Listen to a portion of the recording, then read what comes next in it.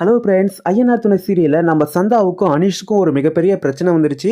இந்த பிரச்சனையிலிருந்து காப்பாத்துறதுக்காக அண்ணன் தம்பிங்க எல்லாரும் சேர்ந்து, இவங்க என்னுடைய அண்ணி, எங்களோட அண்ணி, இவ என்னுடைய காதலி, என்னுடைய மனைவி அப்படின்ற மாரி அவங்களுக்கு சப்போர்ட்டா அந்த ரவுடி பசங்களையும், அந்த சந்தாவோட மாமாவையும் அடிச்சு விரட்டுறத பார்க்கவே ரொம்பவும் சந்தோஷமா இருக்கு. ஆமாங்க, நம்ம சந்தாவுக்கு கொஞ்சம் கூட விருப்பமே இல்லாம அவங்க மாமாவுக்கு கல்யாணம் பண்ணி வைக்கணுன்றதுக்காக தான் அவங்க சொந்தக்காரங்களும், அவங்க மாமாவும் இங்க வந்து ரவுடித்தனம் பண்ணிட்டு இருக்காங்க. நம்ம சந்தாவும் அனீஸும் அங்கேருந்து கிளம்பி போனாலையும் கூட அவங்கள தேடி பிடிச்சி அவங்கள வம்பு இழுத்து சந்தாவை இங்கேருந்து அவங்களுடைய ஊருக்கு கூட்டிகிட்டு போக அவங்க ட்ரை பண்ணிட்டு இருக்காங்க.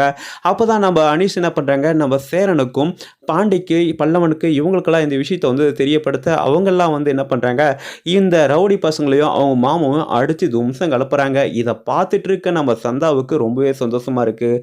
அடடா, ஒட்டுமொத்த குடும்பமும் நம்மளுக்காக வந்து இவங்க கூட சண்டை போட்டுட்டு இருக்கு. கண்டிப்பாக நம்ம ஒரு நல்ல குடும்பத்தில் தான் நம்ம மருமகளாக போக போகிறோம் அப்படின்னு நினைக்கும் போது ரொம்பவும் சந்தோஷமாக இருக்குது அப்படின்னு சொல்லிட்டு நம்ம சந்தா நினைக்கிறது 100% சரிதான்.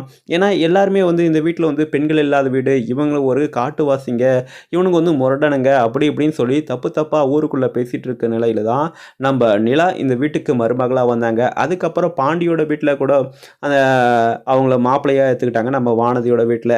அதனால் இதுக்கப்புறம் இந்த வீடு ஒரு பெண்கள் இல்லாத ஒரு வீடு அப்படின்னு சொல்லவே முடியாது. இந்த வீட்டில் நிறைய மகாலட்சுமிங்க வர போகிறாங்க. இந்த வீட்டில் எல்லாருக்கும் வந்து கல்யாணம் ஆகி அவங்க இந்த வீட்டோட மூத்த மருமக, இளைய மருமக, நடுமருமக அப்படி சொல்லிட்டு எல்லாருமே ரொம்பவும் சந்தோஷமாக வாழ போகிறாங்க. ஆனால் இதுக்கிடையில் நம்ம வானதி பிரச்சனை பண்ணுவாங்களோ அப்படின்ற ஒரு சந்தேகம் இருந்தாலையும் கூட இந்த வீட்டுக்கு ஒரு பிரச்சனை, இந்த வீட்டில் இருக்கிறவங்களுக்கு ஒரு பிரச்சனை அப்படின்னாக்கா நம்ம வானதி முன்ன நின்று அவங்க இந்த பிரச்சனையை சமாளிக்கிறாங்க. அதாவது இப்போ சந்தாவோட வீட்டில் இருந்து இங்கே ஆளுங்க வந்து கலாட்டா பண்ணுறாங்க அப்படின்ற விஷயத்தை தெரிஞ்சுக்கிட்டு, டே பல்லவா சீக்கிரம் வாடா, நம்ம அந்த இடத்துக்கு போகலாம், நம்மளால் முடிஞ்ச உதவியை நம்ம பண்ணலாம் அப்படின்னு சொல்லிட்டு சந்தாவோட வீட்டுக்கு நம்ம வானதி வந்து கிளம்பி வராங்க.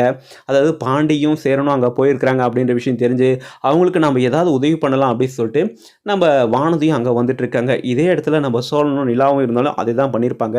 அதனால் இவங்க வெளியே சண்டை போட்டுக்கிறாங்க, அதாவது அவங்களுக்குள்ள சண்டை போட்டுக்கிறாங்க. ஆனால் உள்ளன்னு பார்த்தா அவங்க எல்லாருமே ஒற்றுமையாக தான் இருக்காங்க. இந்த வீட்டுக்கு ஒரு பிரச்சனை அப்படின்னு பார்த்தா நம்ம வானதி இதுவும் முன்னாடி ஓடி வராங்க. இப்போது அந்த ரவுடி பசங்களெலாம் அடித்து போடுறது நம்ம சேரன், பாண்டி, பல்லவன் இவங்களோட வேலையாக இருந்தாலும் கூட இப்போது நம்ம சந்தா இருக்காங்களே அவங்கள பத்திரமா ஒரு பாதுகாப்பான ஒரு இடத்துக்கு கூட்டிகிட்டு போகிறது நம்ம வானதியாக இருக்கிறாங்க.